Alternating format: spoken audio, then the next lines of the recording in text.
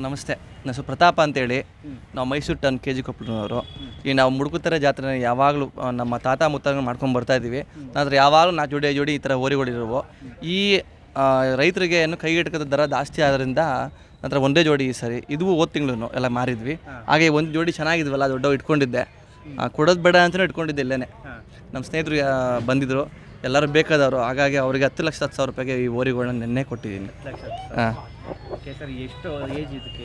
ಈ 5 to 6 years sir. ಇವು ಏನೇನು ಹಾಕ್ತೀರಾ ಸರ್? ನಾನು ಬೆಳಿಗ್ಗೆ ಬಂದು ರವೆ ಗಂಜಿ ಮತ್ತು ಸಪ್ಪೆ ಕಡ್ಡಿ, ಅದಾದಮೇಲೆ ಬಿಳಿ ನೀರು ಕುಡಿಸ್ತೀವಿ, ತಿರುಗಿ ರಾಗಿ ಕಡ್ಡಿ, ಅದಾದಮೇಲೆ ತಿಂಡಿ ಕೊಡ್ತೀವಿ. 15ರಿಂದ 20 ಥರ ಏನು ನಮ್ಮ ಬಾಣ್ತಿಗೆ ಮತ್ತು ಮಕ್ಕಳಿಗೆ ರಾಗಿ ಸರಿ ಮಾಡ್ತೀವಲ್ಲ, ಆ ಥರ ಕಾಳೆಲ್ಲ ನುಚ್ಚು ಮಾಡಿಸಿ ಬೇಯಿಸಿ ಸಂಜೆ ತಿಂಡಿ ಕೊಡ್ತೀವಿ. ಸಂಜೆ ಅದಾದಮೇಲೆ ಮಲಗಬೇಕಾದ್ರೆ ಬೆಣ್ಣೆ ಕೊಡ್ತೀವಿ. ಆಮೇಲೆ ನೆಲ್ಲುಲ್ಲು ಹಾಕ್ತೀವಿ. ಮಧ್ಯಾಹ್ನ ಏನಾದ್ರು ಅದಕ್ಕೆ ಆರಾಮಾಗಿದೆ ಅಂದರೆ ಮೊಸರು ಕೊಡ್ತೀವಿ. ಓಕೆ, ಬೆಡ್ಲೈನ್ ಬಗ್ಗೆ ಏನಾರು ಹೇಳ್ತೀರಾ? ಇದು ನಮ್ಮ ದೇಶದಲ್ಲಿ ಹಳ್ಳಿ ಕಾರು, ಪ್ಯೂರ್ ಹಳ್ಳಿ ಕಾರ್ ಇದು. ಬಂದು ಪ್ಯೂರು. ಅದರಲ್ಲಿ ಸ್ವಲ್ಪ ಜಾತಿ ಫಾಸ್ಟ್ ಅಂತ ಹೇಳ್ತೀವಿ ನಾವು. ದೊಡ್ಡವು ಇವು. ಹಾಗೆ ದೊಡ್ಡ. ಓಕೆ, ಇದು ಮಾರಾಟ ಮಾಡಿದ್ರಿ ಅಂತ ಅಂದರೆ ಅಷ್ಟು ವರ್ಷದಿಂದ ಸಾಕಿರ್ತೀರಾ. ಮಾರಾಟ ಮಾಡಬಾರ್ದು ಅಂತ ಅಂದ್ಕೊಂಡ್ರಿ, ಬಟ್ ಮಾಡಿದ್ದೀರಾ. ಏನು ಹೇಳ್ತೀರಾ? ಸರ್, ನಾನು ತಂದಿದ್ದು 3 ತಿಂಗಳಾಯಿತು. ತುಂಬ ಪ್ರೀತಿಗೆ ಸಾಕಿದ್ದೆ 3 ತಿಂಗಳಿಂದ. ನಾನು ಇನ್ನೊಂದು 2 ತಿಂಗಳು ಕೊಡೋದು ಬೇಡ. ಈ ನಮ್ಮ ಓರಿಗಳಲ್ಲಿ ಹೆಂಗೆಂದರೆ ತರ್ತಾ ಇರಬೇಕು. ಆಗಲೇ ಒಂದು ಹೆಸರು, ಅವಕ್ಕೊಂದು ಫ್ರೇಮು, ನಮಗೊಂದು ಫ್ರೇಮ್ ಆಗುತ್ತೆ ಸರ್. ಹಾಗಾಗಿ ಇಟ್ಕೊಂಡಿದ್ದೆ ಇನ್ನೊಂದು 2 ತಿಂಗಳು ಕೊಡೋದು ಬೇಡ ಅಂತ. ಅವ್ರೇನು ಮಾಡಿದ್ರು, ನಮ್ಮ ಸ್ನೇಹಿತರು ಬೇಕೇ ಬೇಕು ನನಗೂ ಹಬ್ಬ ಮಾಡೋಕ್ಕೆ ಅಂತ ಹೇಳಿ ಈಗ ನೆನ್ನೆ ಕೊಟ್ಟಿದ್ದೀನಿ ಸರ್. ಹಾಗಾಗಿ ಈ ಎತ್ತುಗಳಲ್ಲಿ ಏನು ವಿಶೇಷತೆ ಇದೆ? ನೀವು ನೋಡ್ಬೋದು, ಈ ಜಾತ್ರೆ ನೋಡಿದ್ರಲ್ಲ, ಹೈಟು ವೆಯ್ಟು ಕಲರು ಒಂದೇ ಪೇರು, ಅದೇ ಆಕರ್ಷಣೆ. ಹೈಟು ವೆಯ್ಟ್ ಕಲರ್ ಮೂರೇ ಓರಿಗಳಿಗೆ ಆಕರ್ಷಣೆ.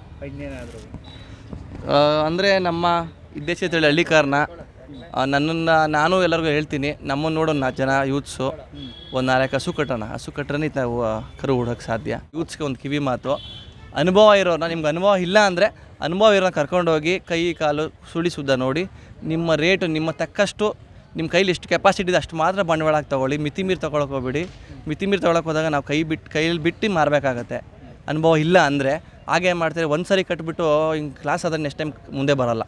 ಕ್ಲಾಸ್ ಆದರೆ ಮನೇಲೂ ಬೈತಾರೆ, ಅವ್ರಿಗೂ ಮನಸ್ಸು ಬೇಜಾರಾಗುತ್ತೆ. ಒಂದು ಕರು ಕಟ್ಟಿದ್ರೆ ಒಂದು ಚಿಕ್ಕದ್ರಿಂದ ದೊಡ್ಡದಾದ ಮೇಲೆ ಅದು ಲಾಭ ಆಗುತ್ತೆ. ನಮ್ಮ ಈ ಯೂಸ್ ಕೇಳೋಕ್ಕೆ ಏನು ಇಷ್ಟಪಡ್ತೀನಿ ಅಂದರೆ, ನೆಕ್ಸ್ಟ್ ಟೈಮ್ ಯಾರನ್ನೂ ದುಡುಕ್ಬೇಡ್ರಿ, ಅನುಭವ ಕರ್ಕೊಂಡೋಗಿ ತೊಗೊಳ್ರಿ, ಕರ ತೊಗೊಳ್ರಿ, ದುಡುಕ್ಬೇಡ್ರಿ, ಲಾಸ್ ಮಾಡ್ಕೊಬೇಡಿ ಅಂತ ಹೇಳ್ತೀನಿ. ಮತ್ತು ಎಲ್ಲೆಲ್ಲಿ ಭಾಗವಹಿಸಿದೆ ಇದು? ಸರ್, ಇದೇ ಫಸ್ಟ್ ನಮ್ಮ ಮೈಸೂರು ಡಿಸ್ಟಿಕ್ ಅಲ್ಲ, ನಾವು ಮೈಸೂರಿನವರೇ ಆಗಿ ನಮ್ಮ ತಾತ ಮುಂದೆ ಕಟ್ಕೊಂಡ್ಬಂದಿದ್ದಾರೆ. ಹಾಗಾಗಿ ನಾವು ಇಲ್ಲಿಂದೇ ಫಸ್ಟ್ ಸರ್ ಇದು. ಹಾಂ ಅಷ್ಟೇ. Okay sir, thank you. ಅಷ್ಟು ಅಪ್ರಾಕ್ಸಿಮೇಟ್ ಬರೋಲ್ಲ, ಇಲ್ಲಿ ಗೊತ್ತಾಗತ್ತಲ್ಲ ಅಷ್ಟೇ. ಆಯ್ತು ಸರ್, ನಿಮ್ಮ ಹೆಸರು? ಅರುಣ ಅಂದ್ಬಿಟ್ಟು.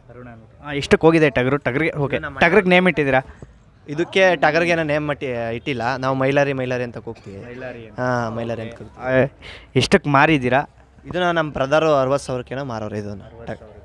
ಏನಿಗೆ ಅಂದರೆ ಇದ್ರ ಬಗ್ಗೆ ನಮ್ಗೆ ಅಷ್ಟು ಗೊತ್ತಿಲ್ಲ ಅದ್ರ ಬಗ್ಗೆ. ಟಗರು ಅಂದರೆ ಮಾಮೂಲಿ ನಮ್ಮ ನೆಲೆಗಳು ಅವೇ. ಅಂದರೆ ಈ ಥರ ಟಗರು ಇದು ಹೊರಗಡೆ ತಳಿ ಅಲ್ವಾ. ಈ ಥರ ತಳಿ ಅಂದರೆ ಅವಾಗ ನೋಡಿರ್ತೀರಲ್ಲ, ಫಿಲಮೆಲ್ಲ ನೋಡಿರ್ತೀವಲ್ಲ, ಆ ಥರ ಟಗರು ಇದನ್ನು ಅವ್ರು ತಗೊಬಂದು ಸಾಕೊಂಡಿದ್ರು ಶೋಕಿಗೆ. ಇದು ವ್ಯಾಪಾರ ಆಯ್ತಂತೆ. ಎಷ್ಟು ವರ್ಷದ್ದು ಇರ್ಬೋದು ಇದು? ಈಗ ಒಂದು 2 ವರ್ಷದ ಏನೋ ಇರಬೇಕಷ್ಟೇ. 2 ವರ್ಷದ ಇರಬೇಕು. ಏನಕ್ಕೆ ಸಾಕಿದ್ದೀರಾ? ಇದ್ರ ವಿಶೇಷತೆ ಏನು? ಏನಿದ್ರು ಅಣ್ಣ, ಇದು ಸುಮ್ಮನೆ ಶೋಕಿಗೆ ಒಂದು ಮನೆ ಇರಲಿ ಅಂತ ನಮ್ಮ ಅಣ್ಣ ತಂದು ಸಾಕೊಂಡವ್ರೆ.